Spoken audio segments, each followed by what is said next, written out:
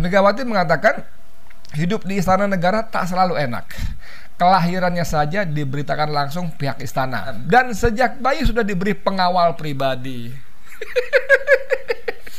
Dapat pengawal pribadi sejak bayi kok nggak enak piye to Mbah Mega pripun gitu ya. Sementara kita rakyat Indonesia, Masya Allah, baru lahir langsung punya utang jebret, utang 27,6 juta rupiah.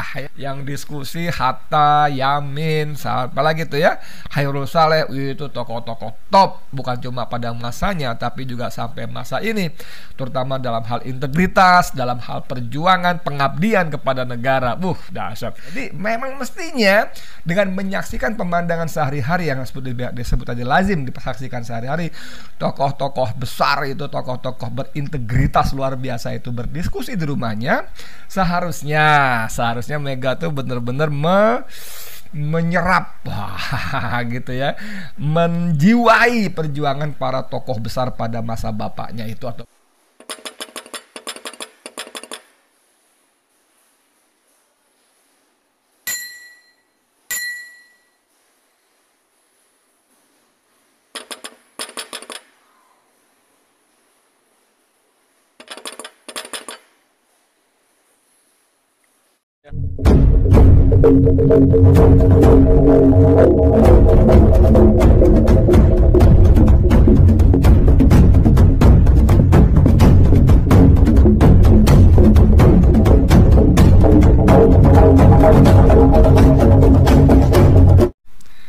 Assalamualaikum warahmatullahi wabarakatuh. Saudara sekalian, dengan saya Edi Mulyadi dari Forum News Network FNN. Saudara sekalian, hari ini di Tempo, di koran di tempo.co ya, itu Selasa 24 Januari 2023, ada berita berjudul 76 tahun Megawati, jangan dipikir di istana hidupnya enak. Jadi sebelum saya bacain beritanya, saya mau denger nih, nanti teman-teman penonton Bang Edi Channel bisa tuh tulis di komennya ya, dengan judul seperti ini, kata Megawati dalam 76 tahunnya, jangan dipikir di istana hidupnya enak. Nah, kira-kira enak gak hidup di istana? Enak gak kira-kira ya? Ini maksudnya istana negara loh, istana, bukan istana boneka di Ancol sana ya. Di Ancol apa di mana? Di Taman Mini ya, istana boneka ya. Istana, bener-bener istana. Jadi jangan dipikir hidup di sana itu enak, kata Megawati. Kalau Anda punya pendapat lain boleh nanti tulis di kolom komentar ya. Saya bacain. Ketua Umum DPP Partai Demokrasi Indonesia Perjuangan PDIP Megawati Soekarnoputri berulang tahun ke-76 pada 23 Januari 2023. Selamat ulang tahun berarti ya. 76 bro. Oh, banyak ya. 76. Anda usianya berapa? Lahir pada 1947, anak kedua dari Presiden pertama Indonesia Soekarno dan Fatmawati ini memiliki nama lengkap Dyah Permata Megawati Setiawati Soekarnoputri. Dyah Permata Megawati Setiawati Soekarnoputri. Ya, ada lima kata ya, panjang-panjang. Oke. Ya, dibesarkan di lingkungan yang memiliki dinamika politik sangat kuat. Menyadur dari arsip Tempo, dengan situasi politik yang kuat itu, Megawati menyebutkan hidup di istana negara tak selalu enak. Hidup di istana negara tak selalu enak. Kelahirannya saja diberitakan langsung oleh pihak istana dan sejak bayi sudah diberi pengawal pribadi. Bayangkan, jangan dipikir di istana hidupnya enak.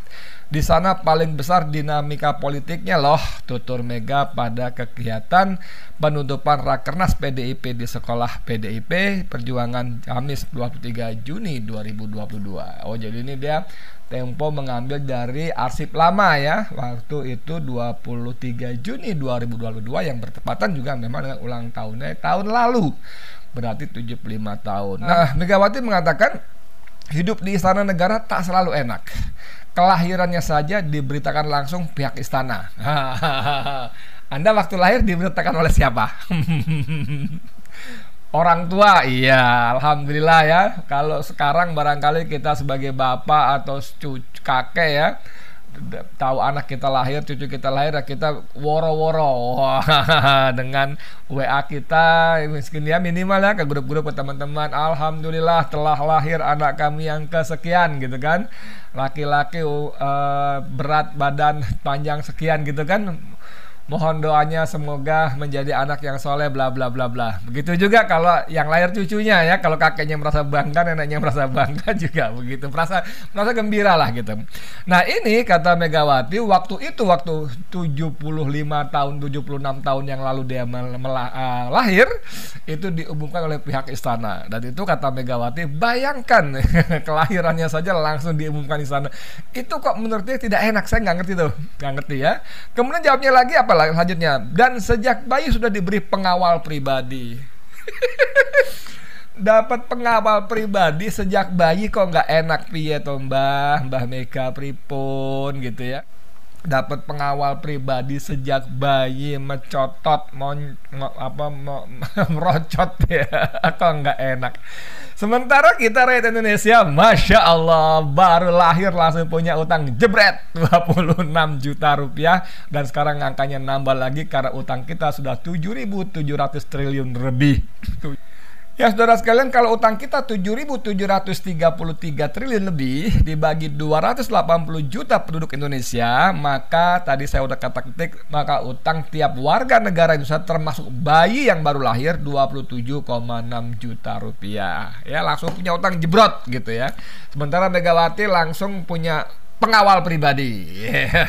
Dan itu menurut dia belum tentu enak. Lalu yang enak seperti apa Mbah? Oke saudara sekalian, saya baca lagi lanjutnya. Mega kecil sudah terbiasa menyaksikan secara langsung bagaimana para politikus negara bekerja. Diskusi antara Wakil Perdana Menteri Muhammad Hatta dengan Muhammad Yamin dan Khairul Saleh adalah peristiwa lazim disaksikannya sehari-hari. Wah, keren kan? Yang diskusi Hatta, Yamin, apalagi itu ya, Khairul Saleh, itu tokoh-tokoh top, bukan cuma pada masanya tapi juga sampai masa ini, terutama dalam hal integritas, dalam hal perjuangan, pengabdian kepada negara. Dahsyat. Anda tahu kisah tokoh-tokoh perjuangan pergerakan pada masa silam? Seorang Perdana Menteri bernama Muhammad Nasir ya, pendiri Partai Masyumi pun pernah Menteri Penerangan, Perdana Menteri dan sebagainya, itu dia punya jas tambalan, ditambal di bagian punggungnya sini, tambal. Waktu itu dia Menteri Penerangan. Dahsyat kan? Anda tahu Haji Agus Salim, the great old man, itu disebutnya orang tua yang agung, yang besar, itu pernah menjadi Menteri Luar Negeri. Dan Agus Salim sangat berjasa bagi Indonesia karena dia berkeliling terutama ke Timur Tengah untuk mengabarkan dan mencari dukungan atas kemerdekaan Indonesia yang baru diproklamasikan pada 17 Agustus 1945. Agus Salim tokoh besar luar biasa, pejuang dahsyat. Rumahnya di gang-gang sempit dan jualan minyak tanah. Kalau hujan rumahnya atapnya bocor. Jadi memang mestinya dengan menyaksikan pemandangan sehari-hari yang disebut aja lazim disaksikan sehari-hari, tokoh-tokoh besar itu, tokoh-tokoh berintegritas luar biasa itu berdiskusi di rumahnya, seharusnya Mega tuh bener-bener menyerap gitu ya, menjiwai perjuangan para tokoh besar pada masa bapaknya itu, atau bahkan lebih senior dari bapaknya itu. Tapi kita tahu bagaimana sekarang dia mengatakan justru jangan anggap enak loh gitu, mungkin itu kalimatnya mungkin ya, jangan anggap enak loh hidup di istana gitu. Bayangkan punya pengawal dari bayi pun dianggapnya belum tentu enak.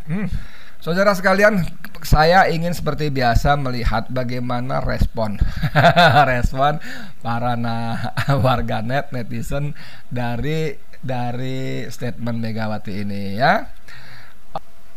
Oke, saya bacain satu-satu ya, nggak harus semua. Nah ini ada orang dalam mengatakan, kalau hidup di istana tidak enak, kenapa masih ngebet pengen anaknya jadi presiden? Kalau hidup di istana nggak enak, kenapa dia ingin diwariskan kepada keturunannya, kepada anaknya gitu kan? Udahlah, ini ada gambarnya si siapa, Muhaimin Iskandar dan Rohma Ruzi ya, Romi ya. Lu percaya? Kagak katanya gitu. Nanti kita lihat ya, kita tampilkan. Aduh, ini ada lagi. Kadrun Tiongkok. Kadrun Tiongkok mengomentari, tapi ada yang mau 3 periode, Bu, dan Soekarno mau seumur hidup. 3 periode pasti mengacu pada Joko Widodo ya. Dan di bawahnya disebut langsung bahwa Soekarno mau jadi presiden seumur hidup, dan waktu itu memang MPRS sudah menetapkan Soekarno sebagai presiden seumur hidup.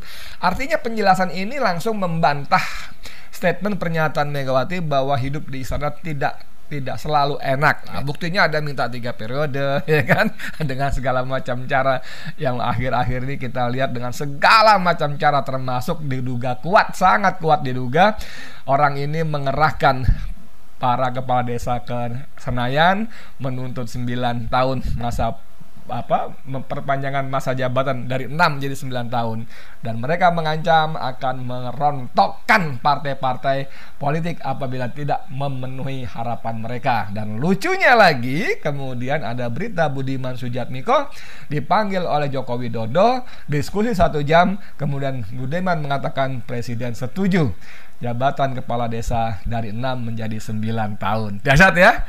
Dan ini orang banyak menduga bahwa ini bagian dari upaya gerilya kudeta konstitusi untuk melanggengkan masa jabatan presiden yang sekarang. Anda setuju gak?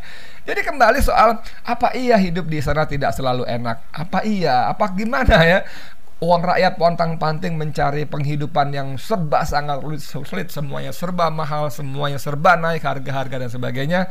Tapi kok ini ada orang yang dengan enaknya kita baca lagi. Ada lagi, ini Tembok Jelita. Tembok Jelita menulis, kalau di istana saja hidup nggak enak, lah gimana yang tinggal di kolong jembatan? Megawati, ketua umum partai yang menabalkan diri, memproklamirkan diri sebagai partai wong cilik.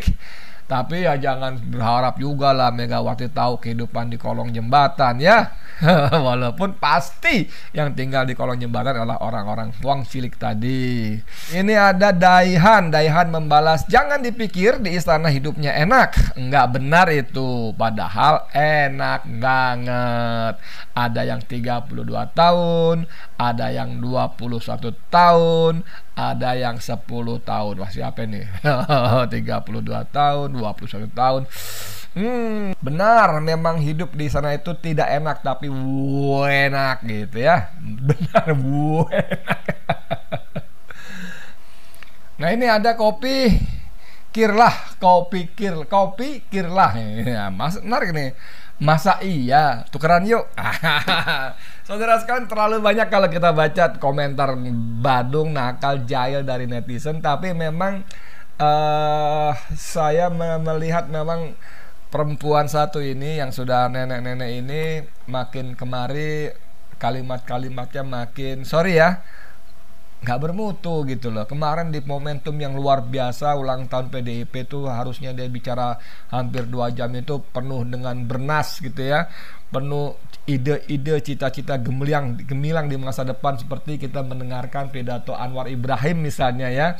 Itu malah melecehkan Presiden Republik Indonesia dengan mengatakan Pak Jokowi itu mentang-mentang kalau tidak ada PDIP, wah kasihan dah gitu ya. Yang semua banyak orang menjadi marah karenanya. Nah, jadi begini Mbah Mega ya. Mbak Mega, hidup rakyat itu sangat berat. Harga-harga semuanya naik. Kalau Mbak Mega kan ketua pengarah BPIP saja udah 120 juta ya. Belum yang lain-lainnya. Belum sebagai ketua umum partai, macam-macam dah, pasti dahsyat deh ya. Saya nggak ngerti dari mana sumbernya, tapi dahsyat lah. Mau apa aja pasti ada, gampang lah diusahakan oleh kader atau pembantunya dan lain-lain. Tapi rakyat Mbah Mega, Masya Allah, berat. Jadi ketika panjenengan ngomong hidup di istana tidak selalu enak, ya ini menyakiti lagi lah. Kalau tidak enak kenapa bertahan di situ? Kalau tidak enak kenapa ingin anaknya jadi? Kalau nggak enak kenapa? Wah, gitulah, banyak lah ya. Sampai Guntur, ke abang Anda sendiri, menulis di media, wawancara media, bahwa ini kita mikirin sebuah bangsa, bukan keluarga ya. Harus tidak, pemimpin sebuah bangsa tidak harus dari keluarga. Dimaksud tentu saja keluarga Soekarno, Tra Soekarno, kan begitu kan. Dan ini mengindikasikan bahwa walaupun tidak enak, Mbah Mega ini masih ingin tetap di istana. Kalau tidak dia anaknya. Bos lah kayaknya gitu aja nih, makin aneh loh. Seperti kata di sini Twitter ada, ketua umum nih pada makin lucu aja ya. Iseng-iseng aja. Ini nggak terlalu serius tapi lumayan. Udah gitu aja dulu. Saya Edi Mulyadi untuk FNN. Assalamualaikum warahmatullahi wabarakatuh.